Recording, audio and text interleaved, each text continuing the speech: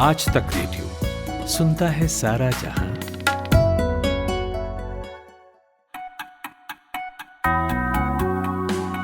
Hello, good morning. जून महीने की पहली तारीख, दिन गुरुवार। यह है मॉर्निंग पॉडकास्ट आज का दिन। मैं हूं खुशबू कुमार। बात करेंगे यूपी की उन 9 सीटों की जो लोकसभा चुनाव में बीजेपी के लिए रोड़ा बनकर खड़ी है। लिहाजा पार्टी इन मुश्किल सीटों पर किलेबंदी मजबूत कर रही है। तो कौन सी सीटें हैं ये और कहां समीकरण बीजेपी के खिलाफ दिखते हैं, इसी खबर से करेंगे पॉडकास्ट की शुरुआत। फिर बात होगी एक रिपोर्ट की जो कहती है कि भारत का डिफेंस एक्सपोर्ट पिछले 6 साल में 686 करोड़ से 1600 करोड़ हो गया है।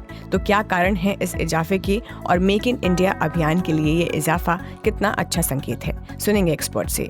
और केंद्र सरकार ने कल अन्न भंडारण योजना को मंजूरी दी है, तो क्यों जरूरत थी इसकी, और तब जब साल भर में 1000 मीट्रिक टन से भी ज्यादा अनाज स्टोर्स में ही बर्बाद हो जा रहे हैं, तो क्या समस्या स्टोरेज से आगे की भी है, इसका जवाब खोजेंगे। लेकिन अभी सुनते हैं 60 सेकंड्स हेडलाइंस शुभम तिवारी से। शुक्रिया खुशबू। केंद्रीय गृह मंत्री अमित शाह ने मणिपुर में अलग अलग समुदायों से बातचीत की, कैंपों में शरण लिए कुकी समुदाय से मिले, शांति बहाली का दिया आश्वासन। पहलवानों के समर्थन में आज होगी महापंचायत। मुजफ्फरनगर के सोरम गांव को इसके लिए चुना गया है। आगे की रणनीति इस आंदोलन की होगी तय। प्रधानमंत्री नरेंद्र मोदी से आज मिलेंगे नेपाल के प्रधानमंत्री पुष्पकमल दहल प्रचंड। बॉर्डर विवाद को लेकर दोनों देशों के बीच हो सकती है चर्चा। दिल्ली के मुख्यमंत्री अरविंद केजरीवाल आज तमिलनाडु के मुख्यमंत्री एम के स्टालिन से मिलेंगे, सरकार के अध्यादेश के खिलाफ मांगेंगे समर्थन। महाराष्ट्र का अहमदनगर जिला देवी अहिल्याबाई होलकर के नाम पर होगा, मुख्यमंत्री एकनाथ शिंदे ने किया ऐलान। राजस्थान के मुख्यमंत्री अशोक गहलोत ने बिजली उपभोक्ताओं के लिए किया राहत का ऐलान। 100 यूनिट बिजली होगी फ्री, 200 यूनिट बिजली का सरचार्ज माफ किया जाएगा। और आज से आम लोग देख सकेंगे राष्ट्रपति भवन। पहले करानी होगी ऑनलाइन बुकिंग, हफ्ते में 6 दिन रहेगी ये सुविधा।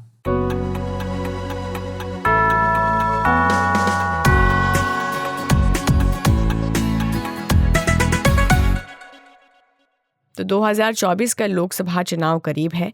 पिछले 2 चुनावों में यूपी में बीजेपी का प्रदर्शन किस तरह से उनकी सरकार बनाने में फैक्टर रहा है, ये सबको पता ही है। बीजेपी इस बार दावा कर रही है कि यूपी में वो सारी लोकसभा सीटें जीतेगी, लेकिन इस दावे और हकीकत के बीच यूपी की वो 9 सीटें भी हैं जहां बीजेपी के लिए मुश्किलें ज़्यादा हैं। इन सीटों पर कहीं सपा मजबूत है, तो कहीं कांग्रेस, तो कहीं बसपा। लेकिन इससे ज़्यादा यहाँ के समीकरण ऐसे हैं जो बीजेपी के खिलाफ जा सकते हैं और बीजेपी जिन्हें बैलेंस करने में लग गई है। आज तक यूपी के ब्यूरो चीफ कुमार अभिषेक से हमने विस्तार से बात की इस पर और उनसे पूछा कि ये सीटें कौन सी हैं और पिछले चुनावों में यहाँ कैसे नतीजे आए थे। देखिए, बीजेपी कई तरह के सर्वे इस वक्त कर रही है उत्तर प्रदेश में। 2024 बेहद अहम है, प्रधानमंत्री मोदी के लिए तीसरा टर्म है। ऐसी स्थिति में उत्तर प्रदेश से बीजेपी को बहुत ज्यादा उम्मीदें हैं। बीजेपी ने कई सर्वे टीमें जगह जगह हर लगभग पार्लियामेंट सीट पर उन्होंने लगा रखी हैं। उनकी रिपोर्ट संगठन को जाएगी। इसके अलावा बीजेपी ने एक अपनी लिस्ट ऐसी तैयार की है जिसमें उन्होंने 3 कैटेगरी में अपनी ये सीटें बांटी हैं। रेड जोन की सीटें जिसमें 9 सीटें हैं, येलो जोन जिसमें तकरीबन 6 सीटें हैं, और उसके अलावा 64-65 ऐसी सीटें जो बीजेपी जिससे लगता है कि वो कंफर्टेबल है जीतने की, उसे लगता है कि वो इतनी सीटें जीत लेगी। 9 सीटें जो बीजेपी की हैं वो ऐसी सीटें हैं जिसमें कई तो बीजेपी के पास हैं, लेकिन इन सीटों पर बीजेपी को लगता है बेहद ही खतरनाक है। यहाँ पर दोबारा से जीतना बहुत मुश्किल है, इसलिए उन लोगों ने खास तरीके से अलग मेहनत करके करने की योजना बनाई है। अब 9 सीटों में कई सीटें जो मैं इस वक्त गिना सकता हूं, जिसमें आजमगढ़ है, ये बीजेपी के पास इस वक्त है, बीजेपी ने उपचुनाव में इस सीट को जीता है। रामपुर है, ये भी बीजेपी ने इस सीट को जीता है। इसके अलावा अगर आप देखें तो कन्नौज है, जहां से कहा जा रहा है कि अखिलेश यादव खुद चुनाव लड़ेंगे। रायबरेली है, जहां से सोनिया गांधी चुनाव लड़ती हैं। मुरादाबाद है, अमरोहा है, सहारनपुर है। ये तमाम वो सीटें हैं जो बीजेपी के लिए उसके रेड जोन की सीटें हैं, जिसे लगता है कि ऐसी सीटों पर बीजेपी का जीतना बेहद मुश्किल। हालांकि इसके अलावा येलो जोन की भी कई सीटें हैं, अंबेडकर नगर है, अमेठी है। इसके बाद आप देखें तो जौनपुर है। बहुत सारी ऐसी सीटें हैं जहां पर बीजेपी को कड़ा संघर्ष करना पड़ेगा। तो इन लोगों ने अपने हिसाब से 3 कैटेगरी में सीटें बांट रखी हैं। जो बीजेपी के अंदर खाने खबर है वो ये है कि 80 में उन्हें 9 सीटों पर खड़ा मुकाबला, बहुत ही ऐसा मुकाबला जहां पे उन्हें जीतने में बहुत मुश्किलात का सामना करना पड़ेगा या वो सीटें वो ये मान करके चलते हैं कि शायद इसमें जीत ना मिले। लेकिन बाकी कई सीटें ऐसी हैं, 6 सीटें हैं जिस पर कि वो कड़े मुकाबले में होंगे और बाकी जैसा मैंने पहले बताया कि बहुत सारी सीटें, तकरीबन 64-65 सीटें वो मान रहे हैं कि वो उनके लिए अच्छी सीटें हैं। लेकिन बावजूद इसके बीजेपी कोई रिस्क नहीं लेना चाहती। वो तमाम सीटों के सर्वे करा रही है जो पार्लियामेंट के ऐसी सीटें जहां पर उसे लगता है कि एंटी इनकम्बेंसी पार्लियामेंटेरियंस के खिलाफ है, सांसदों के खिलाफ है, वहां वो अपने उम्मीदवार बदल सकती है। तो बहुत सारी चर्चाएं इस वक्त चलती रही। ठीक है, और जिन सीटों का आप जिक्र कर रहे हैं अभिषेक, यहाँ बीजेपी के लिए क्यों मुश्किल है? अगर मैं एक एक सीट, ये जो 9 सीट हैं, अगर मैं एक एक करके भी आपसे पूछूं तो कहाँ समीकरण जो है वो बीजेपी के खिलाफ दिखते हैं? देखिए, इसमें चेहरे भी हैं और इसमें समीकरण भी है। समीकरण में अगर आप देखें तो मुस्लिम बहुल इलाके पश्चिमी उत्तर प्रदेश में, खास करके अमरोहा, मुरादाबाद, रामपुर, ये ऐसी सीटें हैं जो समीकरण के हिसाब से बीजेपी के खिलाफ बैठती हैं। ये अलग बात है कि इसमें से रामपुर की सीट बीजेपी ने आजम खान से छीन ली है और उन्हें हराया है, लेकिन क्या ये स्थिति बरकरार रहेगी? तो मुस्लिम बहुल जो इलाके हैं वहां बीजेपी के खिलाफ समीकरण है। अमरोहा, सहारनपुर, ये सब ऐसी सीटें हैं जिसे हम समीकरण के हिसाब से देख सकते हैं। लेकिन अगर आप चेहरों के हिसाब से देखें तो बहुत सारी सीटें हैं जहां पर चेहरे मैटर करते हैं। यानी कि आप अगर रायबरेली देखें तो सोनिया गांधी के खिलाफ बीजेपी आज तक नहीं जीती है, वहां बीजेपी के पास कोई चेहरा नहीं है। अखिलेश यादव कन्नौज से चुनाव लड़ने की उन्होंने बात कही है। अखिलेश यादव के लिए ये सीट बेहद अहम होगी, बीजेपी के लिए इसे जीतना मुश्किल हो जाएगा। उसी तरीके से मैनपुरी में डिंपल यादव चुनाव लड़ेंगी तो वो सीट बीजेपी के लिए जीतना बेहद ही मुश्किल होगा। आजमगढ़, जो कि अखिलेश यादव का अपना गढ़ और यादव परिवार का गढ़ इन दिनों बन गया है, उससे भी परिवार का कोई सदस्य लड़ेगा, वो भी सीटें बहुत मुश्किल होंगी वो सीटें जीतना। बदायूं, तो बहुत सारी ऐसी सीटें हैं जिसमें लगता है कि बीजेपी के लिए समीकरण, अगर हम ये तो पश्चिम के इलाके की बात हो गई, पूर्वांचल में बीजेपी के खिलाफ जो समीकरण है उसमें अगर आप अंबेडकर नगर देखें, अंबेडकर नगर की सीट ऐसी है जहां पर बीजेपी के खिलाफ समीकरण माना जाता है। जौनपुर, ये ऐसी सीट है जो कि बीजेपी के खिलाफ इसके समीकरण है। तो कुल मिलाकर के देखें तो समीकरण और चेहरों के हिसाब से बीजेपी के लिहाज से ये 14-15 सीटें ऐसी हैं जो बेहद ही टफ होने वाली हैं और इसे पहले से भांपकर बीजेपी ने यहाँ कई तरीके से तैयारियां शुरू की हैं। हारी हुई सीटों पर अलग से प्रभारी बनाए गए हैं। आप सुनील बंसल को देख सकते हैं, देख सकते हैं कि वो हारे हुए सीटों के लिए उन्होंने वो अलग से रणनीति बना रहे हैं। इसके अलावा जनसंपर्क अभियान के लिए अलग से बीजेपी की कोशिशें हैं। तो कुल मिलाकर के दोनों स्थितियां हैं, समीकरण और चेहरे दोनों को के लिहाज से देखें तो बीजेपी अपनी तैयारी, अपनी कमर कस रही है चुनाव के लिए। लेकिन उत्तर प्रदेश में कई ऐसे इलाके हैं जहां बहुत मुश्किल बीजेपी को होने वाली है। बहुत बहुत शुक्रिया कुमार अभिषेक। 2019 के चुनाव में यूपी की 72 लोकसभा सीटें जीतने वाली बीजेपी इस बार इजाफे की ओर देख रही है, तो दूसरी ओर सपा, बसपा और कांग्रेस इस आंकड़े को कम करना चाहेगी ताकि उनकी हिस्सेदारी बढ़े। इसलिए भी क्योंकि कहा जाता है कि केंद्र की सत्ता का रास्ता यूपी से होकर जाता है। और अब बढ़ते हैं हमारी दूसरी खबर की ओर। –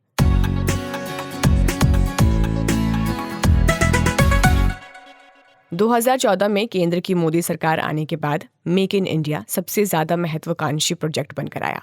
और यही बहस जब आगे बढ़ती है, डिफेंस सेक्टर में भारत की जो निर्भरता रही है उस पर ढेरों बातें होती हैं। केंद्र सरकार अलग अलग मौक़ों पर कहती रही है कि हम इसे कम करने की ओर हैं। वहीं कल केंद्र सरकार ने डिफेंस एक्सपोर्ट्स को लेकर आंकड़े जारी किए, जिसके मुताबिक पिछले 6 सालों में भारत का डिफेंस एक्सपोर्ट तकरीबन 2.5 गुना बढ़ा है। 2013-14 में भारत ने 686 करोड़ रुपए का एक्सपोर्ट किया था, जो 2022-23 में बढ़कर 1600 करोड़ हो गया। हालांकि अंतर्राष्ट्रीय स्तर पर तुलना अगर हम करें तो भारत अभी बहुत पीछे खड़ा है, जिसमें अमेरिका, रूस, फ्रांस और जर्मनी टॉप पर है। भारत टॉप 25 में भी नहीं है। लेकिन भारत अपने टारगेट्स को अचीव करने की ओर है, ऐसा केंद्रीय रक्षा मंत्री राजनाथ सिंह का कहना है। तो किस तरह देखना चाहिए डिफेंस एक्सपोर्ट्स के इन नंबर्स को और इस इजाफे के क्या कारण रहे, ये समझने के लिए मैंने बात की senior defence journalist Rahul Beri से। देखिए, पहली बात यह है कि ये इंडियन एमओडी ने, मिनिस्ट्री ऑफ डिफेंस ने ये मेक इन इंडिया का जो आत्मनिर्भरता का जो इनिशिएटिव शुरू किया है, उसमें बड़ा मुश्किल है कहना कि ये मेक इन इंडिया है, क्योंकि बहुत सारे जो इंडिया के एक्सपोर्ट्स हैं, जैसे ब्रह्मोस मिसाइल है, फर्ज करो, जो हमने फिलीपींस को बेची है, ये हेलीकॉप्टर की बात करते हैं, आर्टिलरी की बात करते हैं, बाकी चीज़ों की बात करते हैं, उसमें फॉरेन कंपोनेंट 50 से 60% फॉरेन कंपोनेंट उनमें इंटीग्रेटेड है। जैसे ब्रह्मोस मिसाइल है, वो इंडिया और रशिया ने डेवलप की है। उसका जो इंजन है वो ब्रह्मोस मिसाइल का, और उसका जो सीकर है जो अपना टारगेट ढूंढता है वो रशिया से आता है, यहाँ नहीं बनता। ये एडवांस लाइट हेलीकॉप्टर की बात है, या आप तेजस लाइट कॉम्बैट एयरक्राफ्ट की को ले लीजिए। इन दोनों के जो एवियोनिक्स हैं और जो इंजन है, मेन चीज तो किसी गाड़ी की या हवाई जहाज की या हेलीकॉप्टर की इंजन ही होता है, वो सब बाहर से आते हैं, वो इम्पोर्टेड होते हैं और यहाँ इंटीग्रेट होते हैं। राहुल जी, केंद्र की मोदी सरकार की महत्वपूर्ण टारगेट्स में से एक है मेक इन इंडिया। तो जब भी इस तरह के आंकड़े आते हैं, इस प्रोजेक्ट को ज़रूर कोट किया जाता है, तो आप इन नंबर्स के लिए मेक इन इंडिया के अभियान को कितना जिम्मेदार मानते हैं? नहीं, उसका कारण तो यही है कि ये जो इक्विपमेंट एक्सपोर्ट जो आप पढ़ेंगे, उनकी जो प्रेस रिलीज है उसमें उन्होंने कहा है कि ब्रह्मोस मिसाइल भी है, हेलीकॉप्टर भी है, फाइटर भी है, मगर काफी हद तक ये जो हेलीकॉप्टर हमने बड़े बड़े प्लेटफॉर्म हमने बाहर बेचे हैं वो ग्रांट इन एड में है। मतलब हमने लोगों को, जैसे मालदीव को एक हेलीकॉप्टर दे दिया, नेपाल को 2 हेलीकॉप्टर दे दिए, तो ये भी एक्सपोर्ट में काउंट किया जाता है। और दूसरी बात, सबसे बड़ी बात ये है कि प्राइवेट सेक्टर की जो इन्वॉल्वमेंट है इसमें पिछले 10-15 साल से, उसको प्राइवेट सेक्टर भी अंडर लाइसेंस मैन्युफैक्चर करता है, मगर उनको बाहर की टेक्नोलॉजी आती है और उसको यहाँ अपनाते हैं और फिर एक्सपोर्ट करते हैं। तो ये कहना कि ये 100% आत्मनिर्भर है या इंडिजिनस है या मेक इन इंडिया है, ये जैसे मैंने आपको पहले अर्ज की, ये गलत बात है। ये थे राहुल बेदी।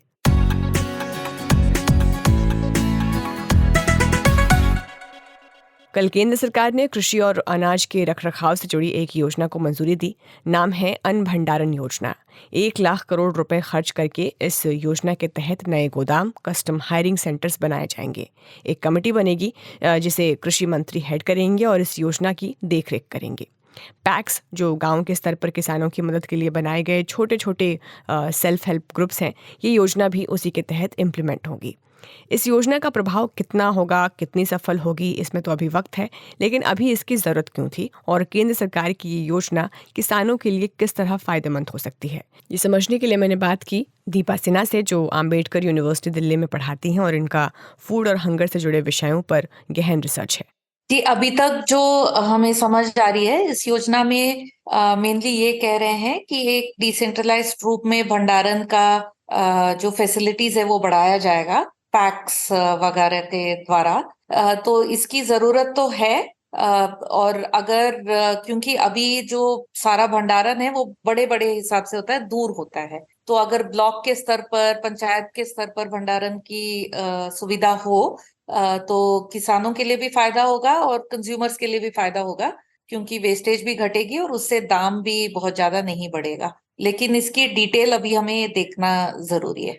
दीपा जी, स्टोरेज में भी अनाज के बर्बाद होने की खबरें आती ही रहती हैं और रखरखाव के तरीके पर भी सवाल उठते हैं, तो ऐसे में क्या आपको नहीं लगता कि ये समस्या स्टोरेज से एक कदम आगे की भी है? बिल्कुल, स्टोरेज एक समस्या है और स्टोरेज के बारे में सोचना भी जरूरी है, लेकिन उसके साथ साथ और भी चीजों के बारे में सोचने की जरूरत है। जैसे अगर हम वेस्टेज की भी बात करें, वेस्टेज अनाज में भी होता है लेकिन वो कम मात्रा में होता है, उसको हम डील कर सकते हैं अगर पीडीएस से तुरंत वितरण अगर चले राशन प्रणाली से, तो वो उस पर काफी असर पड़ जाएगा। लेकिन दूसरी जो वेस्टेज है वो है फ्रूट्स एंड वेजिटेबल्स, जो हम कहते हैं, फल और सब्जी में काफी वेस्टेज होती है। उसमें स्टोरेज तो एक बात है, लेकिन स्टोरेज भी इन पदार्थों के लिए आपको कोल्ड स्टोरेज की जरूरत होती है। दूसरी है प्रोसेसिंग, कि अगर हम ग्रामीण इलाकों में ही इन प्रोसेसिंग के भी हम यूनिट्स लगाएं, इससे तो रोजगार भी बढ़ेगी और ये वेस्टेज भी हम घटा सकते हैं। जैसे पापड़ हो गया या केचप हो गया, जैम हो गया, इन सारे चीजों को बनाने का तरीके हो और उससे मार्केट लिंकेजेस बनाए तो वो ज्यादा उससे बेहतर होगा। आपका बहुत शुक्रिया दीपा। 19 फरवरी 2022 को केंद्र सरकार के एक आंकड़े के मुताबिक पिछले 6 सालों में देश में 25,000 मीट्रिक टन अनाज बर्बाद हुआ है और पिछले 1 साल में सिर्फ सरकारी गोदामों में 1500 मीट्रिक टन अनाज बर्बाद हुआ। सरकारी जिम्मेदार कहते हैं कि सिर्फ गोदामों तक की बात नहीं है, हमारे पास मैन पावर की भी कमी है। तो अब इस योजना में सरकार इस कंसर्न और इन आंकड़ों को कितना एड्रेस कर पाएगी, ये देखना होगा।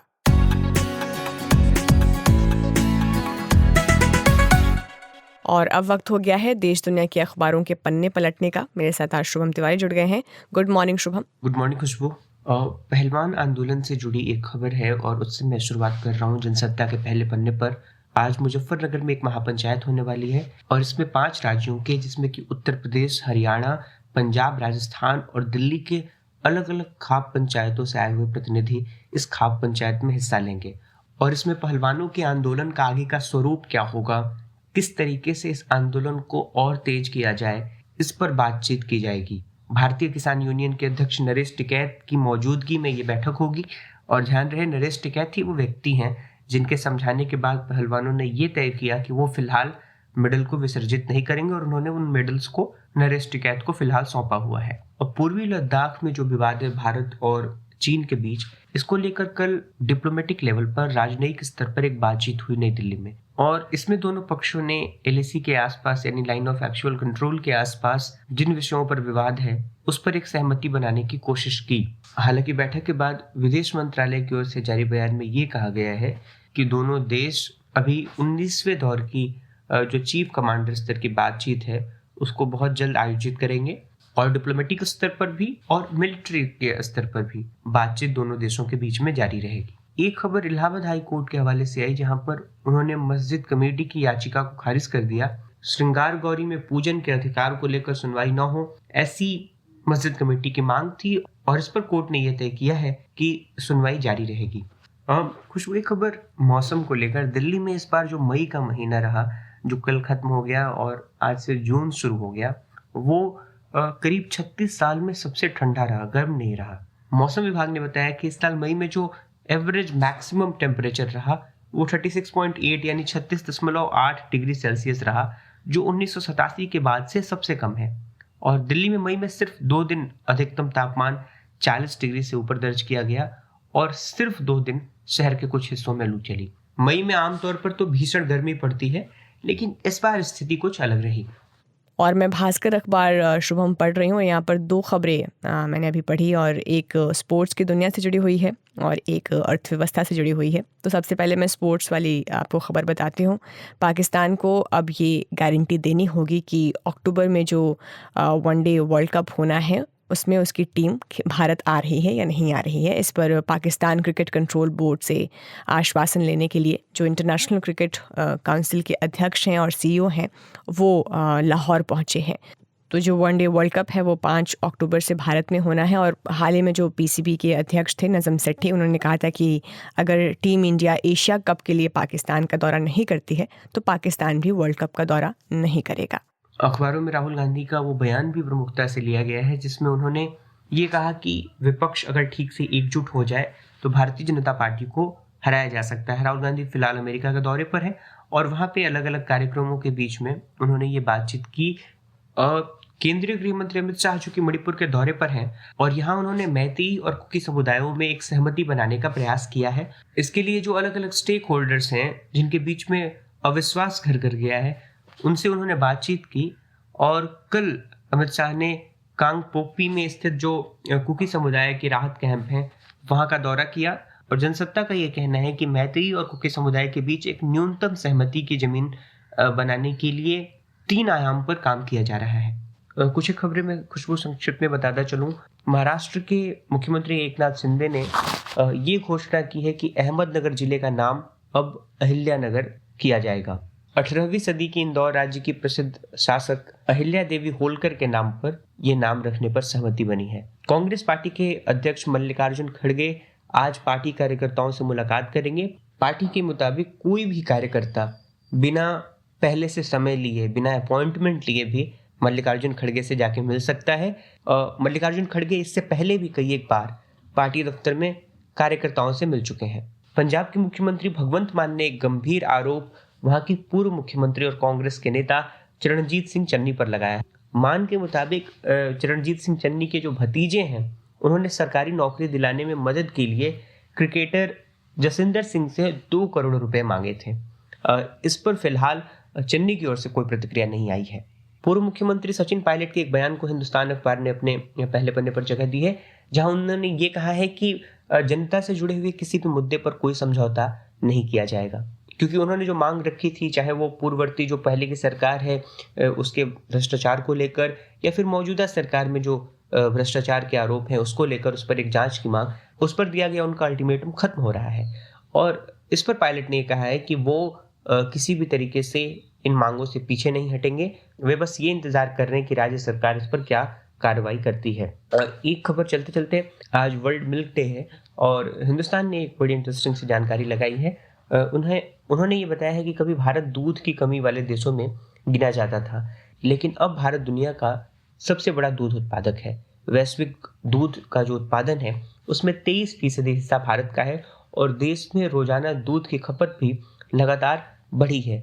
साल 1970 में जहां हम 107 ग्राम प्रति व्यक्ति रोज दूध की खपत करते थे, वहीं 2022 में यह बढ़कर 444 ग्राम प्रति व्यक्ति हो गया है। यानी एक तरह से आप देखें तो ये 4 गुना है। 1965 से दूध के प्रोडक्शन को लेकर एक प्रयास शुरू हुआ और आनंद पैटर्न के तहत कोऑपरेटिव सोसाइटीज को बढ़ावा देकर और इस तरीके से 1970 में पूरे देश में ऑपरेशन फ्लड कार्यक्रम के माध्यम से इस चीज ने जोर पकड़ा। और फिलहाल स्थिति ये है कि हम जो 1951 में 17 मिलियन टन दूध का उत्पादन करते थे, अब हम 222 मिलियन टन दूध का उत्पादन करने लगे हैं। और ये लगातार एक ग्राफ है जो कि ऊपर की ओर गया है।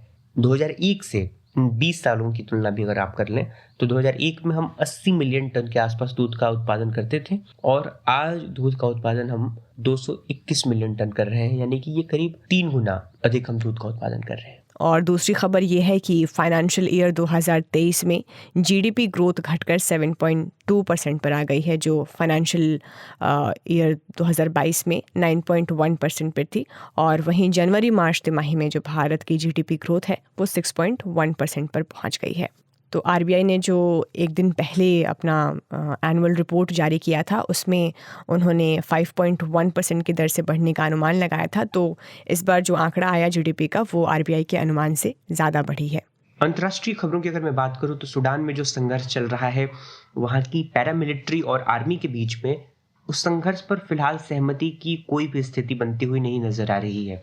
कुछ एक जो सीज फायर भी किए गए बीच में, उसमें लगातार विस्फोट की खबरें आती रहीं और कल सूडान की आर्मी ने यह कहा है कि वे सीज फायर की बातचीत को फिलहाल रद्द कर रहे हैं और इससे आने वाले समय में सूडान में हालात और खराब हो सकते हैं। देश की 2 सेना जिस तरीके से सूडान में संघर्षरत है और ये जो है कब्जे की लड़ाई है वहां की सत्ता की, इससे अब तक 875 से अधिक लोगों की मौत हो चुकी है और करीब 6,000 के आसपास लोग घायल हो चुके हैं।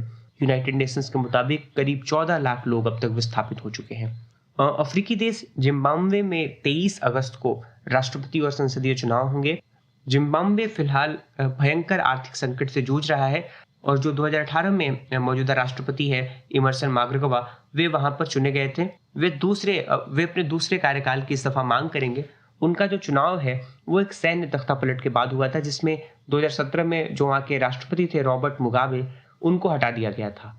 80 वर्ष के जो मौजूदा राष्ट्रपति हैं, उनके प्रतिद्वंदी वहां पे 25 साल के वकील और पादरी नेल्सन चमीसा है और ये इलेक्शन जिम्बाब्वे का आगे का भविष्य तय करेगा। अफगानिस्तान की तालिबान हुकूमत चाहती है कि दुनिया के तमाम देश उसे मान्यता दें और इस सिलसिले में बातचीत के लिए कतर के प्रधानमंत्री मोहम्मद बिन थानी 12 मई को अफगानिस्तान के कंधार गए थे और थानी ने अफगानिस्तान तालिबान के सुप्रीम लीडर हेबतुल्ला अखुंजदा से कंधार में सीक्रेट मीटिंग की थी और इसकी जानकारी जो है वो कल बुधवार को सामने आई। और थानी ने, जो कि कतर के प्रधानमंत्री हैं, उन्होंने अखुंजदा जो कि तालिबान के सुप्रीम लीडर हैं, उनसे ये साफ कहा है कि अगर वो चाहते हैं कि दुनिया तालिबानी हुकूमत और अफगान सरकार को मान्यता दे तो उन्हें महिलाओं को उनके अधिकार देने होंगे। और मांगों पर बातचीत के लिए तो तालिबान के जो सुप्रीम लीडर हैं वे तैयार हो गए, लेकिन महिलाओं को उनके अधिकार देने पर सहमति नहीं बन सकी। हालांकि तालिबान ने यह भरोसा दिया है कि वो लड़कियों के स्कूल खोलने की योजना बना रहा है और इसके लिए कुछ शर्तें होंगी, लेकिन कॉलेज और यूनिवर्सिटीज में मॉडर्न एजुकेशन की सलाह को उसने नकार दिया। तो ये बातचीत है, ये किस तरफ जाएगी देखना होगा। Thank you Shubham.